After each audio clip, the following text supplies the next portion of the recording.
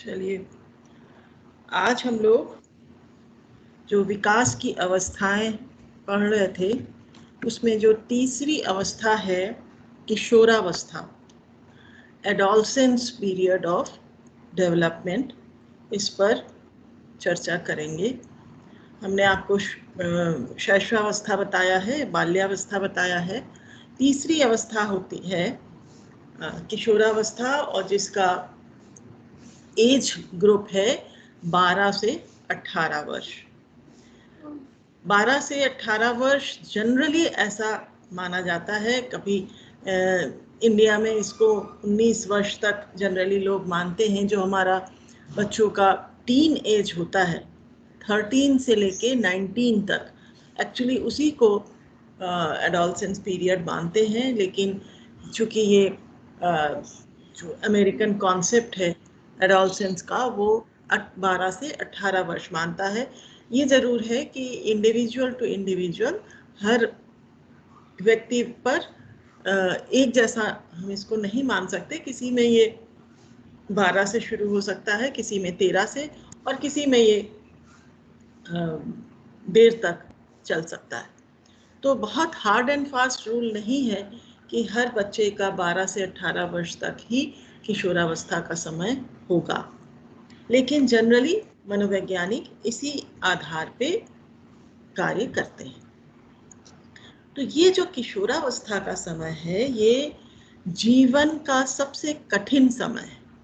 This is the most difficult period of life. क्यों? क्योंकि ये एक व्यक्ति को बाल्यावस्था से, यानी एक बच्चे को एक प्रौढ़ के साथ जोड़ता है।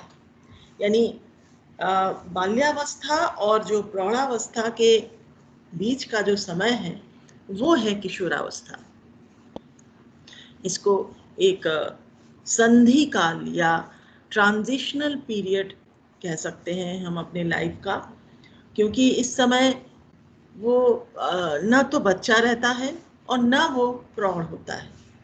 अक्सर आप सुनते हैं कि इस एज के बच्चों को कहा जाता है कि अब तुम बच्चे नहीं रहे, और जब किसी बड़ों के साथ बात होती है तो ये भी कहा जाता है कि अभी तुम इसको समझने के लिए छोटे हो। यानी एक तरफ उसे ये कहा जाता है कि अब तुम बच्चे नहीं हो, दूसरे तरफ ये भी कहा जाता है कि तुम अभी छोटे हो। तो यानी बच्चा खुद ही कंफ्यूज्ड होता है कि वो आखिर बच्चा है या वो बड़ा हो चुका है। तो ये जो दोनों के बीच का समय है, this is called adolescence period. और इस एडोलसेंस पीरियड को एक मनोवैज्ञानिक हुए हैं जिनका नाम था स्टैनले हॉल। स्टैनले का स्पेलिंग है STANTELY,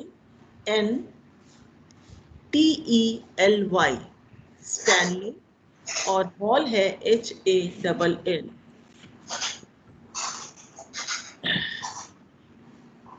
जो भी ओपन है उसको म्यूट कर लें, सानिया से। तो स्टैनले हॉल ने ये कहा था कि adolescence is a period of great stress and strain, storm and strike. Adolescence is a period of great stress and strain, storm and strike. किशोरावस्था बड़े संघर्ष, तनाव, तूफान तथा विरोध की अवस्था है। किशोरावस्था बड़े संघर्ष, तनाव, तूफान तथा विरोध की अवस्था है। ये जो कोटेशन है ये इतना प्रचलित है, इतना फेमस है कि इसके बेसिस पे क्वेश्चन आता है। प्रूफ करिए, prove that adolescence is a period of great stress and strain, storm and strike.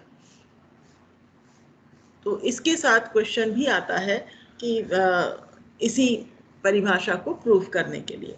तो इस परिभाषा को प्रूव करने का अर्थ ही ये है कि हमें किशोरावस्था की विशेषताओं को बताना है। किशोरावस्था की विशेषताएं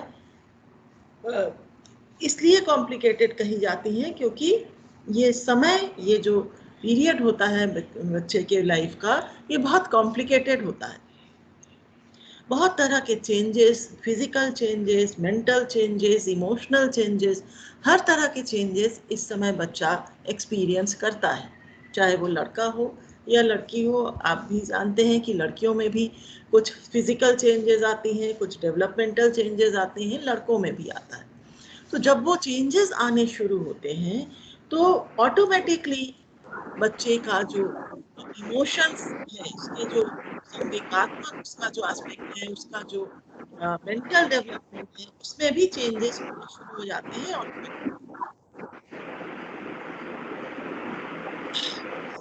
आ रही है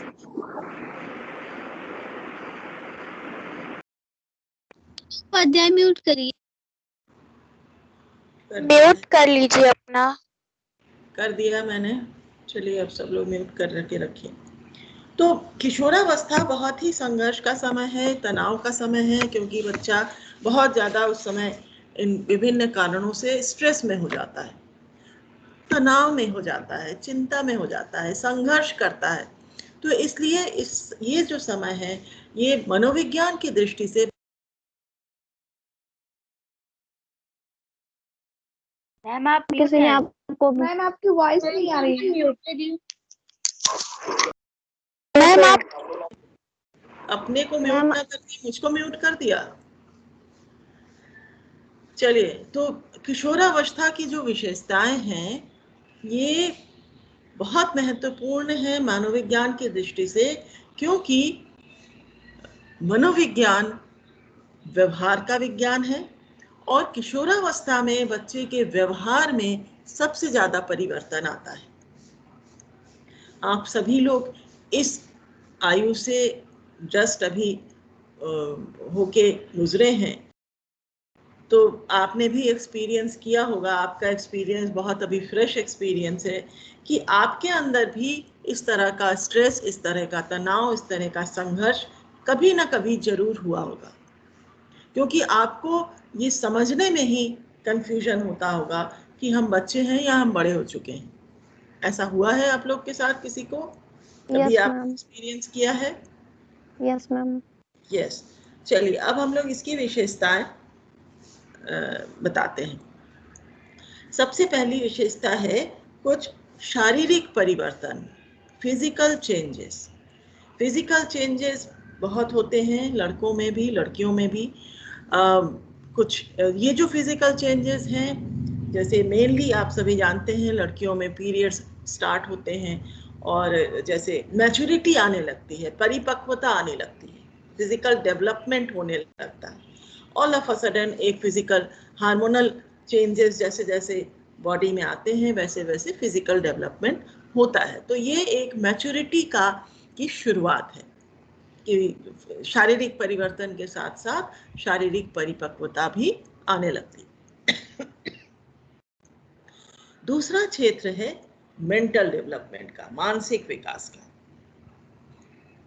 इस समय जो मानसिक विकास है, ये काफी कुछ मानसिक विकास इस समय तक आते आते बच्चे का हो जाता है।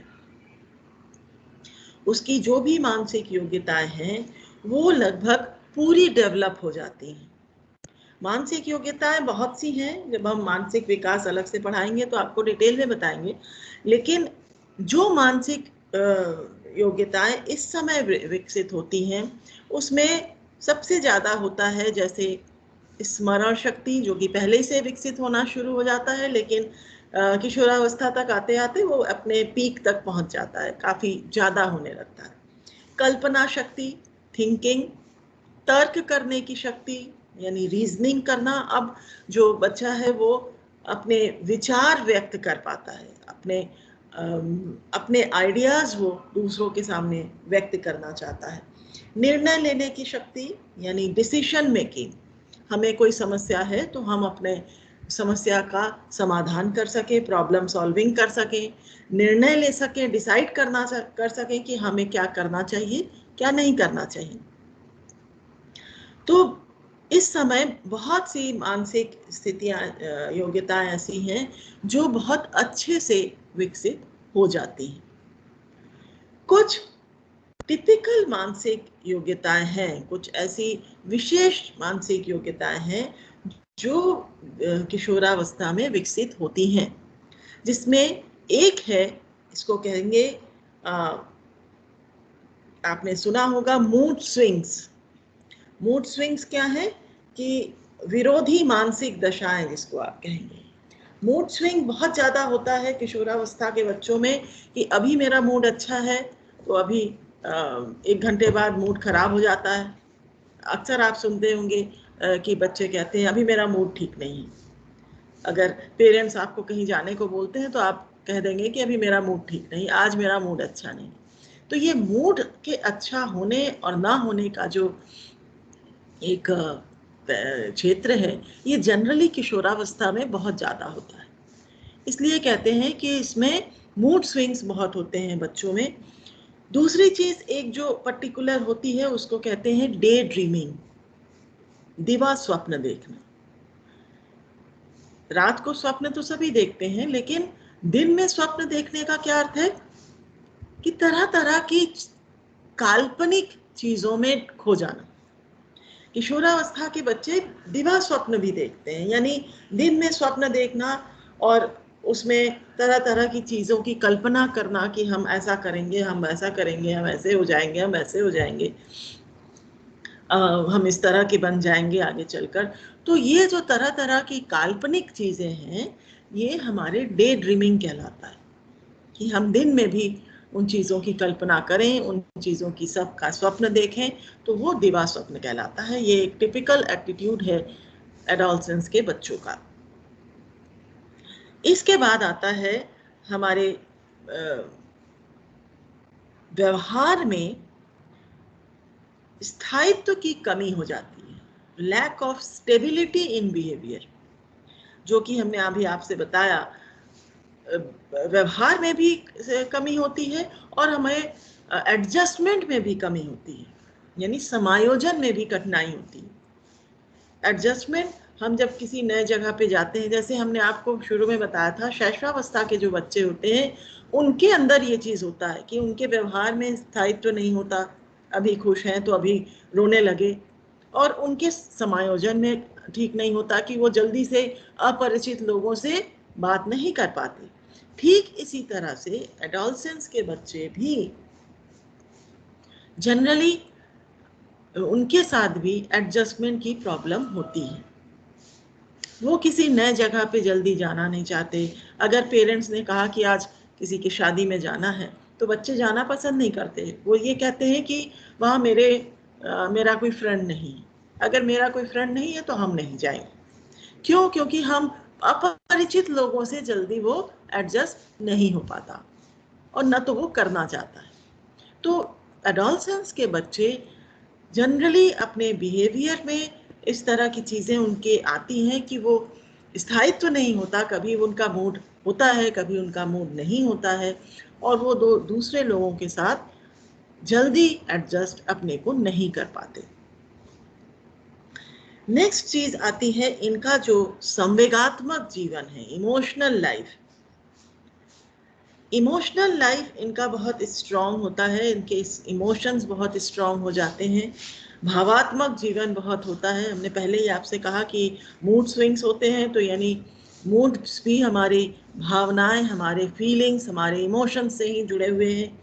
कभी उसको बहुत गुस्सा आ जाता है, तो कभी ये ज़रूर है कि जो शैशवावस्था का बच्चा है, अगर वो गुस्से में आ गया तो दूसरों को मारने लगेगा, सामान उठा के फेंकने लगेगा।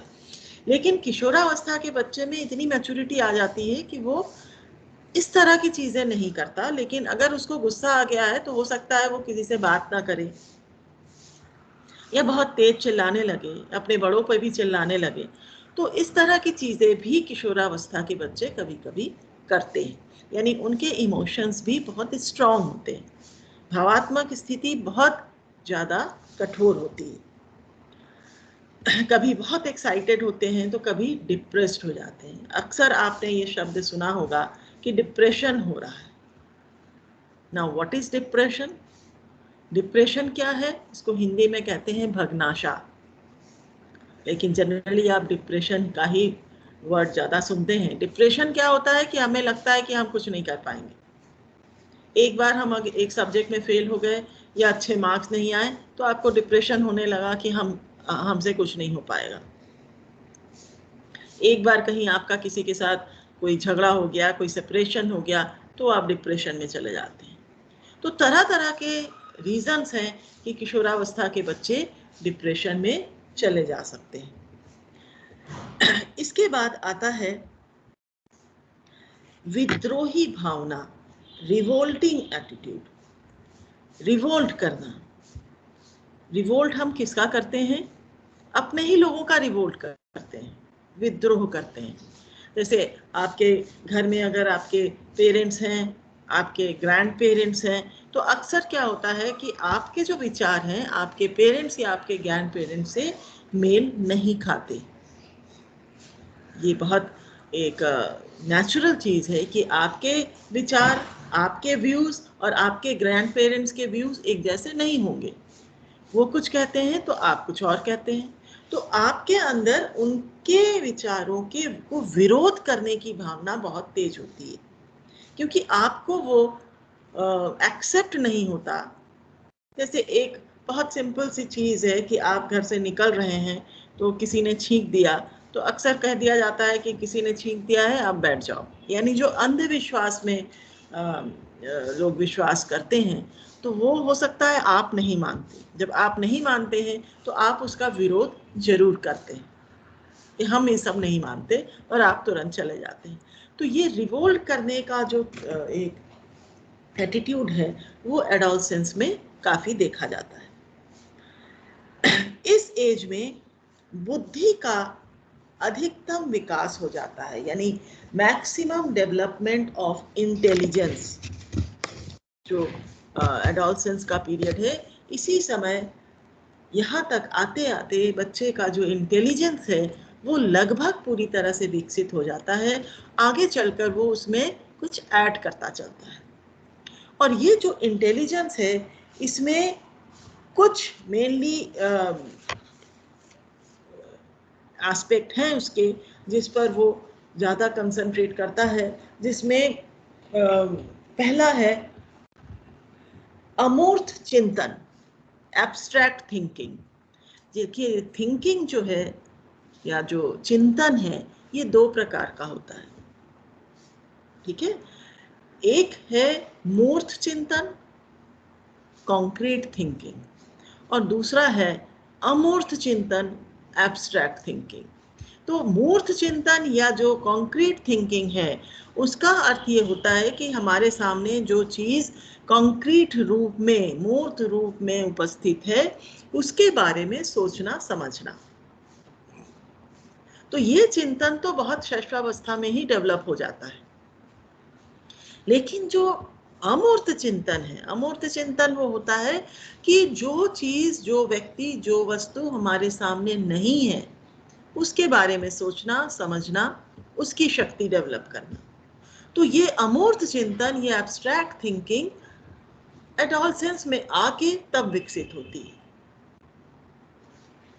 अब जैसे आपसे कहा जाता है, अक्सर आप सुनते होंगे कि हमारी जो आत्मा है वो अमर है, आवर सोल नेवर डाइज। सुना होगा आप लोगों ने। अब ये शब्द अगर आज आपसे कहा जा रहा है तो आप इसको कुछ समझने की कोशिश करेंगे कि हमारी जो आत्मा है वो मरती नहीं है, हमारा शरीर मर जाता है। आपको समझने में उतनी कठिनाई नहीं होगी जितनी कठिनाई एक शैशवावस्था के बच्चे को होगी। तो आपका जो अमूर्त चिंतन है वो इस समय तक आते आते विकसित हो जाता है। इसके बाद विकसित होता है, इसको कहते हैं कॉन्सेप्ट फॉर्मेशन, प्रत्यय निर्माण। कॉन्सेप्ट फॉर्मेशन क्या है कि हम किसी वस्तु के प्रत्यय को, उसके कॉन्सेप्ट को समझने लगते हैं। जैसे एक सिंपल सा एग्जाम्पल आपको हम बताएं कि जैसे किसी चीज़ के भार का, वेट है, तो आपको वेट का कॉन्सेप्ट कैसे समझ में आता है? हम आपसे एक सिंपल सा क्वेश्चन पूछते हैं, जिसको आता है वो अनम्यूट करके बताएगा। 1 किलो रुई भारी है या 1 किलो लोहा? मैम लोहा। 1 kg लोहा। लोहा 1 मैम। kg लोहा। और कोई बताएगा? लोहा मैम दोनों बराबर है। लोहा हाँ, मैम दोनों 1 kg, दोनों तो दोनों का इक्वल वेट होंगे ना। सेम होगा। मैम दोनों बराबर है। बराबर सेम है। होगा मैम। बराबर है मैम दोनों। इक्वल होगा। मैम वेट की बात करेंगे तो 1 kg तो दोनों बराबर है। कौन बोल रहा है? आंचल या यस मैं मैम, मैम यस मैम, दोनों का है। वेट सेम होगा क्योंकि दोनों। मैम ये सेम ही यस होगा। मैम दोनों तो एक ही। मैम अगर भार में पूछेंगे तो लोहा भारी होगा, लेकिन हम अगर वेट उसका वो करेंगे तो दोनों तो 1 ही मैम उसका kg अगर है। मेजरमेंट कर रहे हैं तो फिर वेट ही दोनों तो इक्वल पूछा होंगे, जा रहा है क्योंकि ना। 1 किलो रुई है और 1 हाँ, किलो तो लोहा वेट है। में कोई अंतर है? रुई हाँ ज्यादा मैम। प्लेस ले सकता है और लोहा थोड़े में ही 1 kg हो जाता होगा। हम यहाँ स्पेस की बात ही नहीं कर रहे हैं, हम तो वेट की यस बात। मैम, वही तो। मैम दोनों का वेट सेम होगा। दोनों का वेट का सेम होगा वेट मैम। सेम। क्यों? हमने पहले ही बता दिया, 1 किलो रुई 1 किलो लोहा। किलो लोहा, यस तो मैम। वजन तो मैंने खुद ही बता दिया, लेकिन यस आपका सबसे पहला जो रिएक्शन आया वो क्या आया कि लोहा भारी होगा। बाद में आपको भी समझ में आ गया कि मैडम ने एक साथ बोला है तो दोनों ही 1 kg है। यानी आपका भार का जो कॉन्सेप्ट है वो आपका क्लियर है। आपको समझ में आता है कि दोनों चीजें अगर एक वजन की हैं तो दोनों एक जैसी हैं, दोनों का वेट एक जैसा है, चाहे वो स्पेस ज्यादा ले रहा हो या स्पेस कम ले रहा हो। रुई स्पेस ज्यादा लेगा और लोहा स्पेस कम लेगा, लेकिन वजन अल्टीमेटली दोनों का एक है। जब हम तराजू में तौलते हैं, एक तरफ वो छोटा सा एक गट्टा रखता है और इधर की तरफ बहुत सारी चीजें रख देता है। तब तक रखता है जब तक वो उसके भार के बराबर ना हो जाए। तो जो ये भार का कॉन्सेप्ट है, इसी तरह से बहुत चीज़ों का कॉन्सेप्ट होता है। रंगों का कॉन्सेप्ट होता है, स्थान का, स्पेस का कॉन्सेप्ट होता है। तो इस तरह के जो हर चीज़ का एक ऐसे कोई पर्टिकुलर वस्तु है। आप एक छोटे बच्चे को एक टेबल दिखाते हैं जिस टेबल के 4 पहिए हैं, तो आपने बच्चे से समझा दिया कि इसको टेबल कहते हैं, ठीक है। अब आजकल बहुत तरह के टेबल आने लगे हैं, एक पैर का भी टेबल आने लगा है और अलग अलग शेप में टेबल्स आने लगे हैं, कांच का टेबल आने लगा है, आता है ना। तो अगर बच्चा उस चीज को भी एक कांच के और एक पहिए वाले टेबल को देखकर भी बता दे कि ये टेबल है, तो हम ये समझ सकते हैं कि उस बच्चे में को ये पता है कि टेबल किसे कहते हैं। टेबल का कॉन्सेप्ट उसका क्लियर है। तो ये जो प्रत्यय निर्माण है, ये जो कॉन्सेप्ट फॉर्मेशन है, ये एडोलसेंट एज में आकर ही होता है, बहुत पहले नहीं होता। तो प्रत्यय निर्माण भी एक बहुत इंपॉर्टेंट फैक्टर है एडोलसेंट पीरियड में। इसके अलावा होता है कंसंट्रेशन। कंसंट्रेशन यानी ध्यान केंद्रित करने की क्षमता, कि हम अपना ध्यान अच्छे से केंद्रित कर पाते हैं। हमारा ध्यान ऐसा नहीं है कि नहीं भटकता, आपका भी एडोलसेंस बच्चों का भी ध्यान भटकता है, लेकिन उनमें इतनी क्षमता होती है कि वो अपने ध्यान को केंद्रित करके रख सके। इसके अलावा इस समय के बच्चों में सृजनात्मकता बहुत डेवलप होती है, क्रिएटिविटी। यानी वो क्रिएटिविटी का अर्थ होता है कि कोई नया कार्य करना, टू डू समथिंग ओरिजिनल। जैसे कोई बहुत अच्छी पेंटिंग बना लेता है, कोई आर्ट एंड क्राफ्ट अच्छा कर लेता है, कोई साइंस के प्रैक्टिकल्स अच्छा कर लेता है। तो तरह तरह की क्रिएटिविटी बच्चों में इस समय डेवलप होती है। इसके अलावा बच्चों में के जो इंटरेस्ट है, उसका जो चेंज इन इंटरेस्ट बहुत होता है, उसके रुचियों में परिवर्तन होता है। जैसे आज उसको म्यूज़िक पसंद है तो कुछ दिनों बाद उसको म्यूज़िक की जगह स्पोर्ट्स पसंद आ सकता है। ये चेंजेस हो सकते हैं, क्योंकि अभी इस समय जो है उसका माइंड बहुत फ्लक्चुएट करता है इधर उधर। आज उसको लग रहा है कि हमें आगे चलकर टीचर बनना है, कुछ दिनों बाद उसको जिन लोगों के साथ रहने लगता है। जो उनके फ्रेंड्स हैं वो ये कहते हैं कि अरे टीचर बनने में क्या है, तो हम लोग म्यूजिशियन बनेंगे, तो वो म्यूजिक में इंटरेस्ट। फिर कुछ दिनों बाद ये लगता है कि अरे म्यूजिक में कोई फायदा नहीं है, चलो हम लोग डांस सीखते हैं, तब फिर वो डांस सीखने लगता है। तो यानी उसका जो इंटरेस्ट है वो तरह तरह से चेंजेस उसमें आते हैं, वो बहुत ज़्यादा उसमें स्टेबिलिटी नहीं होती। स्टेबिलिटी आती है, स्थायित्व तो आता है जब वो एडोलसेंस के एंड में पहुंचता है, 19-20 साल का होता है, तब कुछ कुछ वो चीज़ों को समझने लगता है कि हाँ अब हमें अपने जीवन में यही काम करना है, तब वो कंफ्यूज नहीं होता। ठीक है, इसके बाद आता है ये तो जो सारी चीज़ें पॉइंट्स हमने आपको बताए ये उसके मेंटल डेवलपमेंट में था, यानी मानसिक विकास के क्षेत्र में। इसके अलावा कुछ क्षेत्रों के विकास हैं, जैसे वो बहुत ज़्यादा पर निर्भरता होती है, डिपेंडेंसी होती है। डिपेंडेंसी हमने शैशवावस्था के बच्चे में बताया था कि बच्चा बहुत डिपेंडेंट होता है, हर काम के लिए वो दूसरे पे डिपेंड करता है।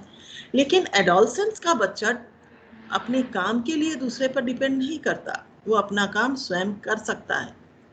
वो डिपेंड करता है अपने व्यवहार के लिए, यानी उसका जो व्यवहार है वो किसी न किसी व्यक्ति से, किसी न किसी फिगर से, किसी से वो प्रभावित होकर व्यवहार करता है। और इसको कहते हैं हीरो वर्शिप, वीर पूजा। हीरो वर्शिप यानी किसी को अपना हीरो मान लेना और उसकी पूजा करना। पूजा करने का अर्थ नहीं है कि उसको फूल चढ़ाना, यानी उसके अनुसार अपना बनने की कोशिश करना। अब ये हीरो जरूरी नहीं कि कोई फिल्म का हीरो हो, ये हीरो कोई भी हो सकता है।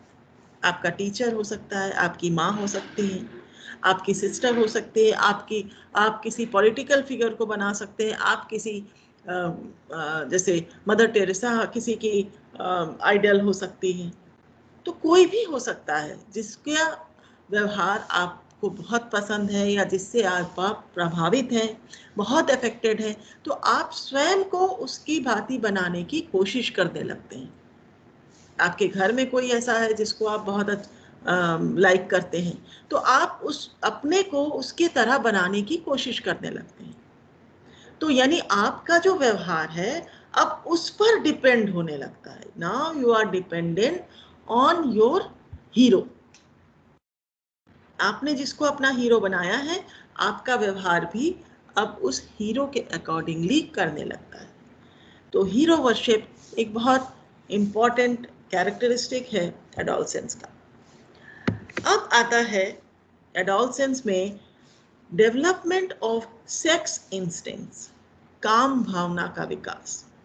सेक्स इंस्टिंक्ट्स इस समय विकसित होते हैं, और ये जो सेक्स इंस्टिंक्ट है ये 2 प्रकार का होता है।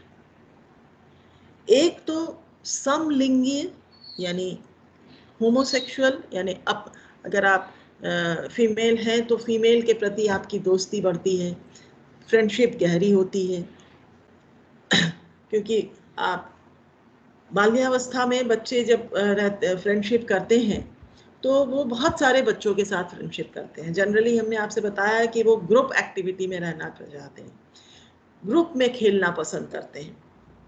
तो वही बच्चे जब एडोलसेंस में आते हैं तो वो इतने बड़े ग्रुप में अपनी दोस्ती नहीं रखते।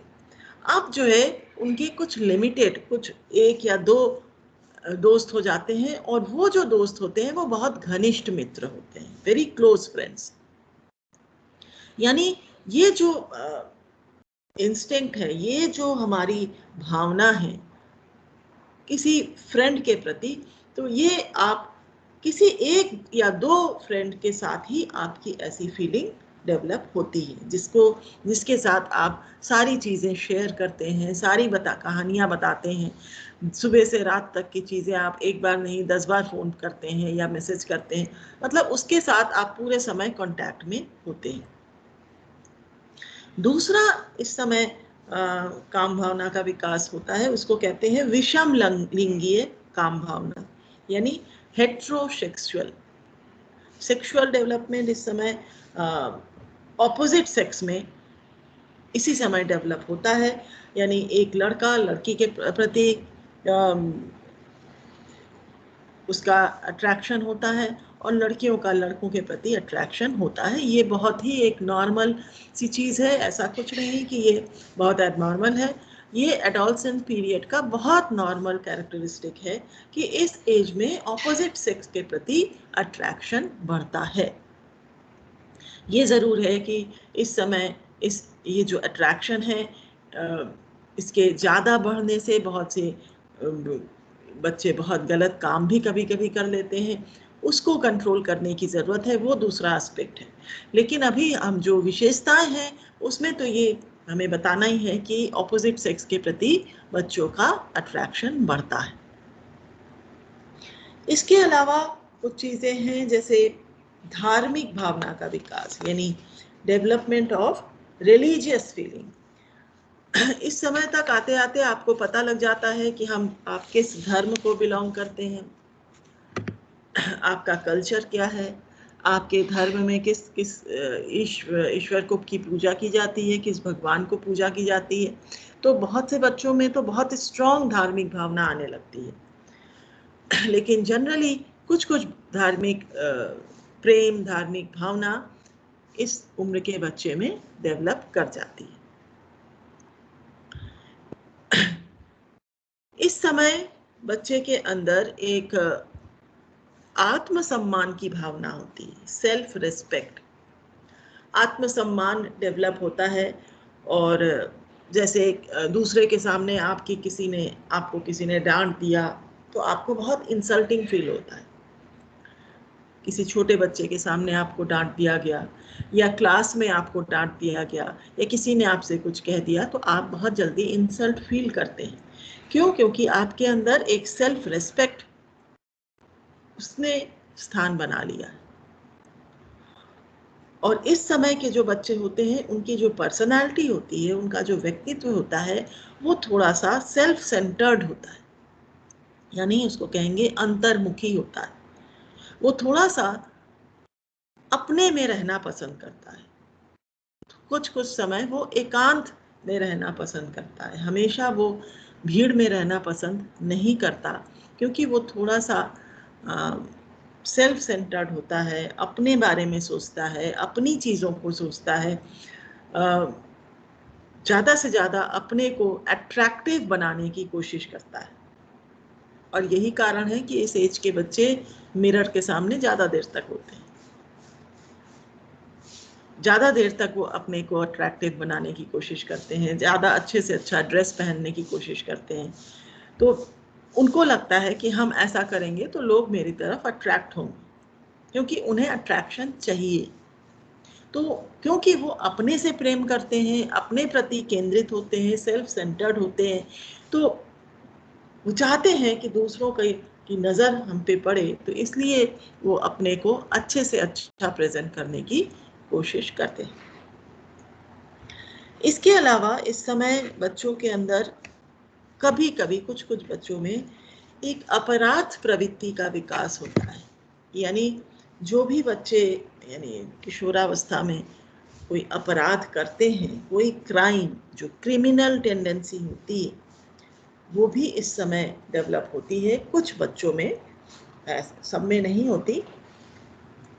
ये जनरली होती है कि कभी उसके साथ कोई ऐसी घटना हो गई हो उसके जीवन में, या उसके परिवार वालों के साथ कोई बहुत बुरा हुआ हो, या उसने कोई ऐसी खराब घटना अपने सामने देखी हो जिसका असर उसके दिमाग में रह गया हो।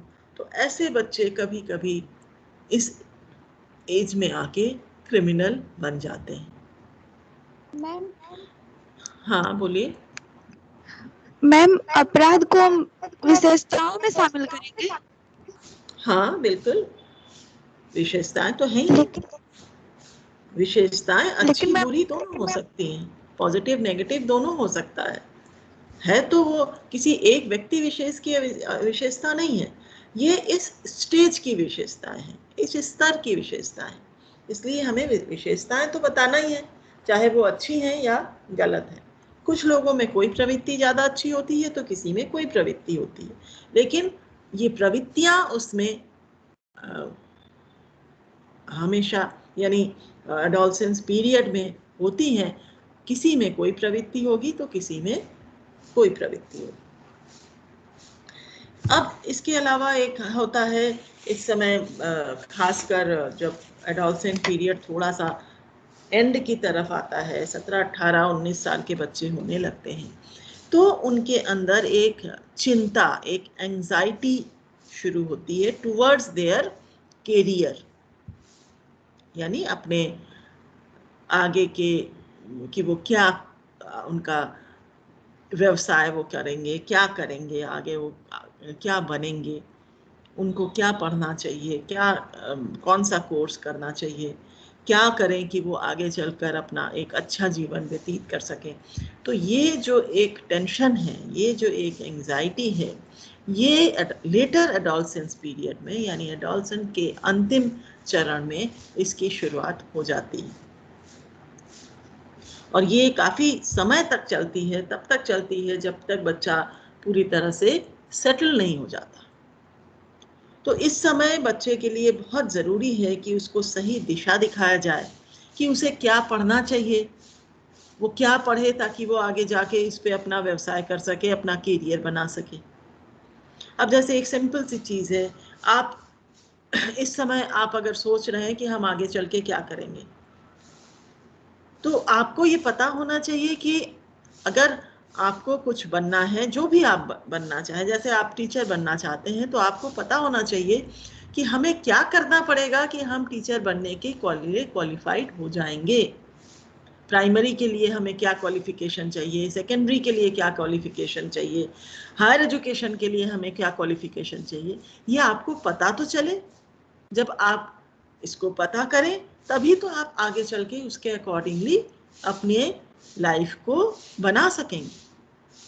तो इस एज में बच्चे के अंदर एंजाइटी होती है और आवश्यकता होती है कि उसको सही काउंसलिंग की जाए।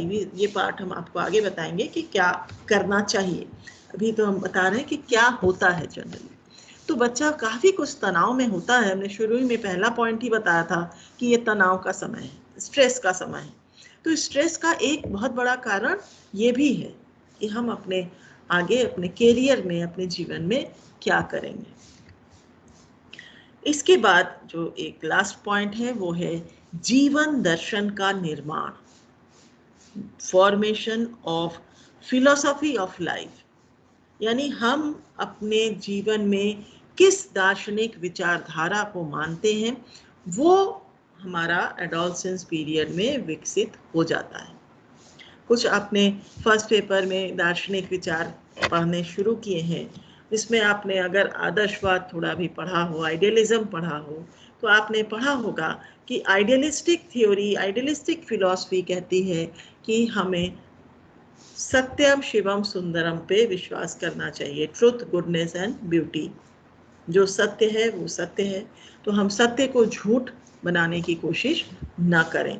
तो हर व्यक्ति की अपनी एक फिलॉसफी होती है, अपना वो चीज़ों को मानता है कि हम, जैसे एक सिंपल सी चीज़ है, आपको क्लास करने जाना है, जैसे आप कॉलेज जाते हैं, जब अभी तो नहीं जा रहे हैं लेकिन जब आप कॉलेज जा रहे हैं, कॉलेज आप पहुंच गए, आपका 1 बजे क्लास है, 12:45 बजे आपके कोई दूसरी फ्रेंड आपको मिल गई और जिसका वो वाला क्लास नहीं है, वो आपसे कहती है कि अरे क्लास तो रोज करती हो, आज क्लास छोड़ दो, आज हम लोग फिल्म देखने चलते हैं।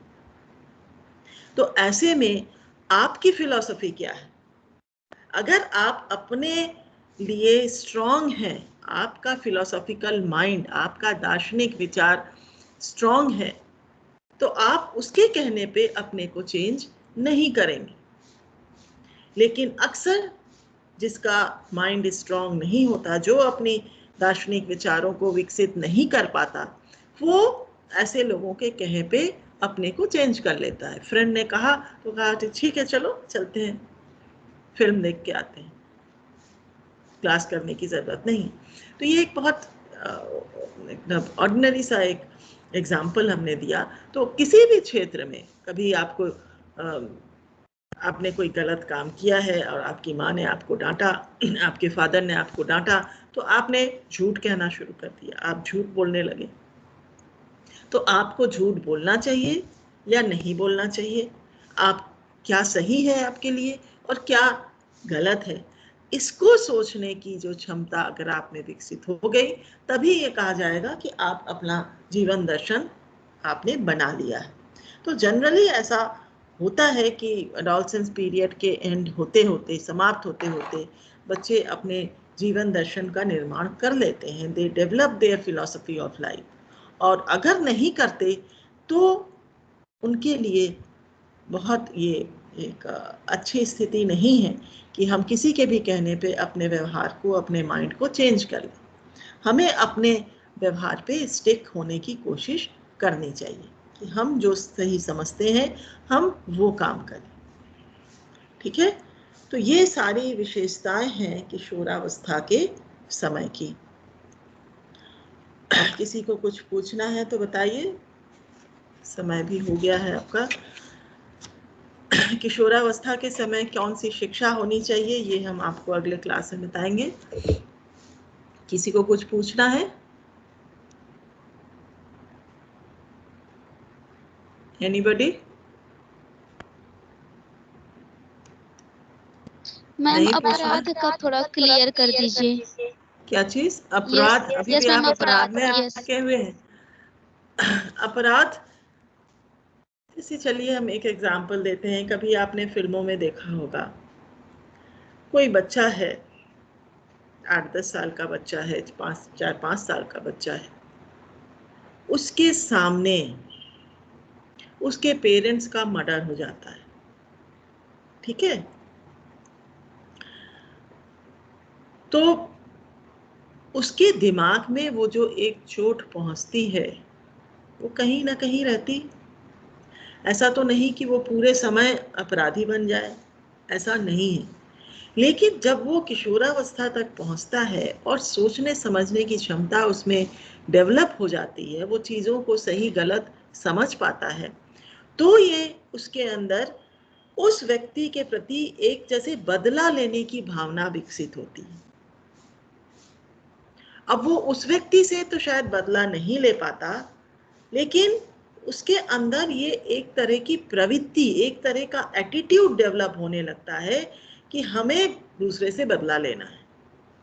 कोई कुछ भी करता है या कोई कुछ नहीं भी करता है तो उसके प्रति वो एक बदले की भावना से उसके अंदर एक अपराध प्रवृत्ति जन्म लेने लगती है और फिर वो दूसरे का हानि भी कर लेता है। तो कहीं ना कहीं अगर एक छोटा बच्चा कोई अपराध कर रहा है तो कहीं ना कहीं उसका कोई पास्ट जरूर है, किसी ना किसी कारण से ही वो करता है। और कभी कभी ऐसा भी होता है कि वो किसी बुरी संगत में आके